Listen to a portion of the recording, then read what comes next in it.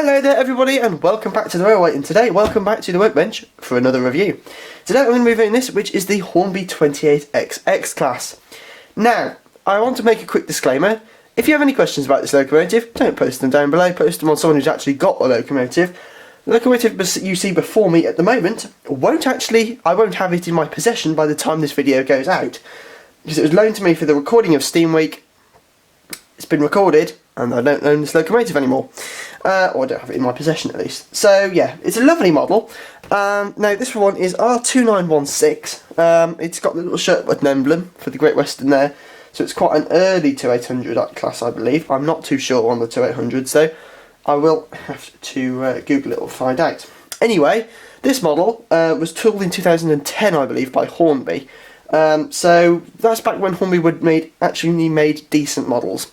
So if this, if they made these again, I would be very, very surprised if they were quite so high quality. Because it's Hornby, and as with everything that Hornby makes, it seems to go downhill in terms of quality from the date it's tooled to the date it's released most recently. That didn't make a whole deal of sense, but I'm going to leave it in the recording anyway, because I can't think of anything else to say. So today we're going to be taking a look at this model. We're going to be getting it up on the white background. We're going to be having a look at it running on the layout as well and see how it does there. I've had this out running for a little bit just to check it's all okay. As you may have seen in some of the earlier Steam Week shots, it runs like an absolute dream. Anyway, let's get this up onto the white background and have a quick look. So here we are then up on the white background, and I'm going to start first of all with the finish. As you can see, it's got this lovely finish when under lighting, and I think it does look really quite nice. However, it does look a little bit plasticky, so maybe slightly more of a gloss finish could have been a bit better and more fundamental. Now, I also hasten to add that this model has been stored without a cover, hence why it's quite so dusty on the outside. I apologise about this. This isn't through anything of the manufacturer, this is just through the owner who's had it previous to me.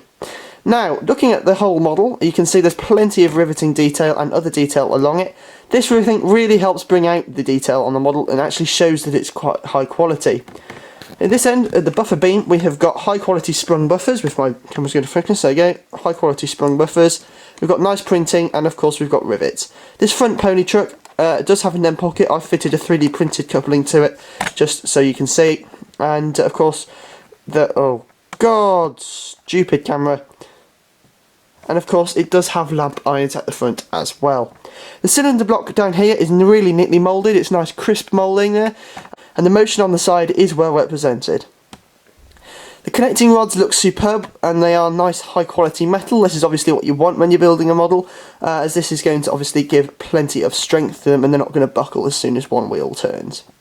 Up here of course we have got this nice separately fitted smokebox dart and wiring and handrails around it. This is a chimney, of course. This is nicely moulded, however no copper cap chimney here. There's no copper cap safety bonnet either. This does look a little bit disappointing. I don't think the real model had this though, so there we go. Separately fitted metal whistles at this end of the locomotive. These look really cool. Down here by the running board, of course, we have got this nice tampo printed crest on the side there that says E, and directly underneath that is the number plate. I don't know if there are extra ones included in the detail pack, but I wouldn't have thought so because it's an older Hornby model. Underneath that we have got these steps. These are nice and strong. As you can see, they're not flexing at all under pressure. Just down here we've got a bit of separately fitted piping. This is not actually metal, this is just painted plastic, but it doesn't look too bad. Along the front here we've got this nice wire handrail. This is separately fitted and it looks the part as well. Down here on the wheels we've got these nice moulded wheels with the wheels exposed. This looks really good as well. The weights do look good, and of course they are moulded into the wheels.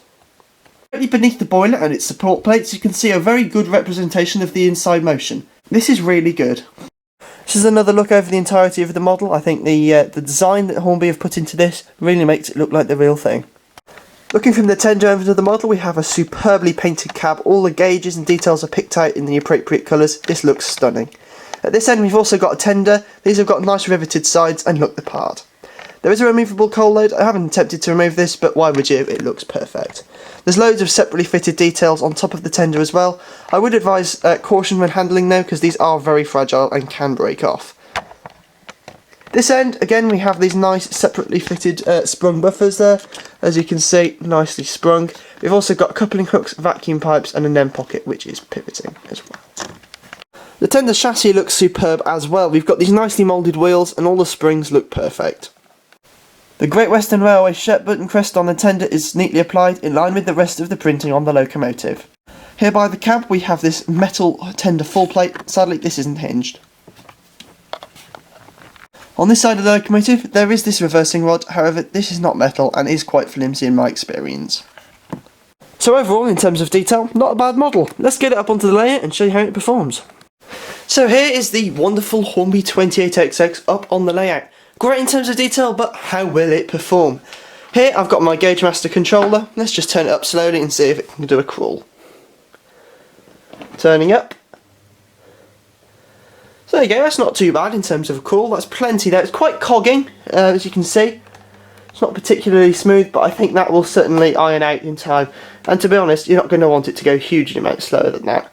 Can I get it to do more of a crawl? No. That's sort of the slowest I can get it to do. Anyway, yeah, so that's not too bad. Can it do it in forwards? We are turning. That's not too bad really in terms of performance and crawling. Yeah, so, right. We've got it to do a crawl. We've got it, so let's see how it is speed-wise. I'm going to set it up to 50% speed. 50% on the controller. So yeah, let's set it to 50% speed and see how it gets on around the layout. Well, first of all, it sort of derailed on the level crossing unit. Not too sure why it derailed there, because I've never had any other units, locomotives derail there. You can see the piston rods on the side, or connecting rods, I'm not too sure what they're called, they look really good.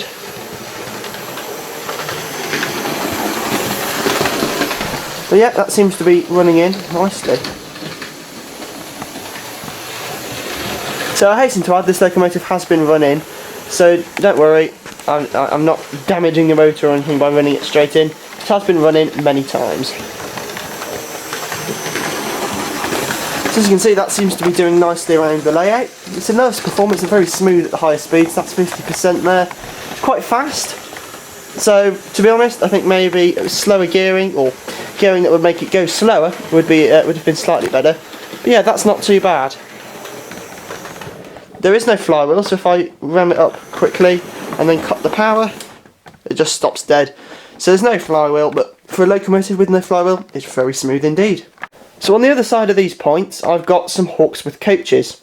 So I'm going to see if I can reverse this up and get it to couple. So put it into reverse. Let's see if I can get it to couple. These Hornby hooks with coaches it's going to go in couple to can be quite troublesome with their couplings. But this is also going to show how well the locomotive can go around second radius points and curves.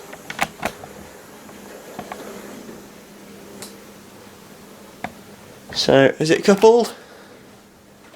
Not quite right, well it's just hit them. You can hear them moving. Has it coupled them? No, it hasn't. This is not very good. But it's a typical Hornby, I suppose, isn't it? Right, well they're now ramming, it's now ramming them against the buffer stop at the end of the siding, so let's see, is it coupled to them? No. Right, I think the paintbrush of doom is having to get involved now. Let's bring this 28XX back onto the straight. Right, I'm going to get the paintbrush of doom and I'm going to see if I can poke them out from around the edge of the siding. Don't worry, I'm using the soft end on the coaches, so I'm not going to damage them in any way. If this isn't comedy, I don't know what is. There we go, right, bring the loco forward. Coaches forward as well. Right, let's see, will it couple this time? I'm going to zoom in on the coupling and hopefully it'll couple. Right, let's try.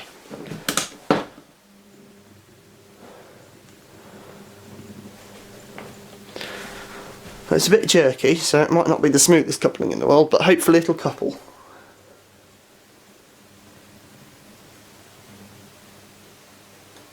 Well, it's just nudged them, so I don't know if that's coupled or not. Let's find out. No, it hasn't.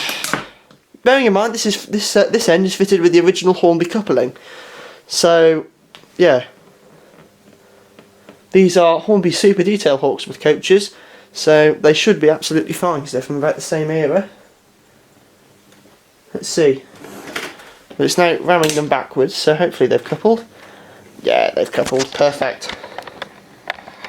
There it is, the Hornby 28XX making its way nicely out of the station. Speed up to 50, in fact I'll do 40. And there it is, it looks a treat. Oh, hello. Oh, that's because me, being the idiot I am, I've left the points open. There it is. Running along nicely, because it's got tender pickups as well, so we've got 11 pickups per track, I believe. No, 11 pickups in all. Hang on, that doesn't make any sense. 7 pickups per track, 14 pickups in all. My maths went out the window there. So as you can see, no issues over the points, which is absolutely fine. Just as you'd expect from a super detailed Hornby loco.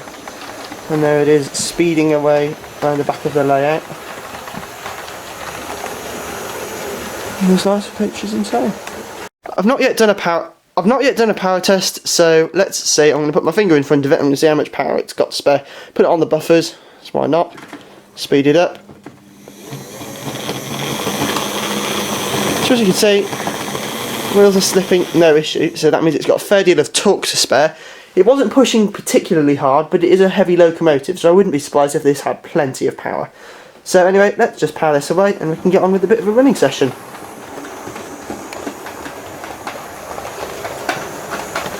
Eagle-eyed viewers might notice I forgot to put the lamp on the back of the train. There you go. Anyway, there it is. It's making its way nice along the straight bit at the back of the layout. There was a bit of an incline there, so let's see how it copes up that. Absolutely fine. There's a bit of an incline between where the two baseboards join. You'll see it coming round again on this bit, which does have, again, a bit of an incline. Let's see, how does it do? Nicely coming around that corner. Let's see how it does up the incline. Not even slowing down. Sped up a little tiny bit coming back down the other side, but that's to be expected. It's a slight decline. But yeah, very high quality Hornby. First and last time, I believe. So there's a first for everything. Oh, my tripod's being a nuisance. And there it is, running nicely.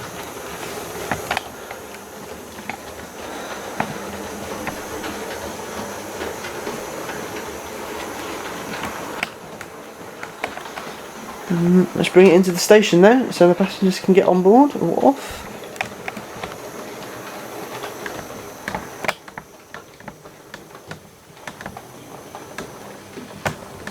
Oh. And there it is in the station, the wonderful Hornby 28XX. So I'm not going to do some ratings on this one, and the reason I'm not doing ratings on this locomotive is because it's a Steam Week special. I haven't had this long enough to actually develop an opinion, but if I had to rate it, I'm gonna go back on what I just said. If I were to rate it detail, I'm gonna give it a 4 out of 5 because it could have been better. I mean, the finish was all right. It could have been better in terms of the details not being quite made of plastic and turned quite so fragile. Yeah, so 4 out of 5 on detail. Performance 5 out of 5. Nice crawl, nice speed. Can't fault it. Really smooth. A bit of cogging at the lower speeds, but I think that's negligible because, you know, it did such a good crawl anyway.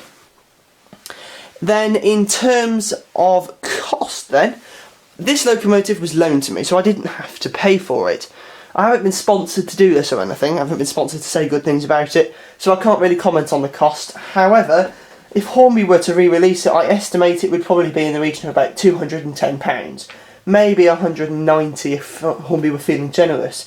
So in terms of that, I'd have to give it a 3-star, in fact not even 3-star, I'm going to give it a 2-star. In terms of cost, if that were to be the RRP. However, back in the day, I wasn't around. Well, I was around, but I wasn't doing model railway content at that time, so I didn't actually know what the prices are. The last documented release I could find would have been in about 2016, I think. Correct me if I'm wrong. 2016. I couldn't find the prices for that though. So yeah, I'm not going to rate it very highly. Two stars on RRP on cost. So value for money then, I think, is probably going to be about 3 out of 5. Detail's good, performance is good, however, if cost were to be released to Hornby's latest standards of about £190 plus for a locomotive that's got a tender, oh, there's a plane, excuse that, I think the RRP, I think the value for money would be fairly poor. So yeah, that's my honest review of the Hornby 28XX. High quality Hornby, but I think it does come at a cost nowadays.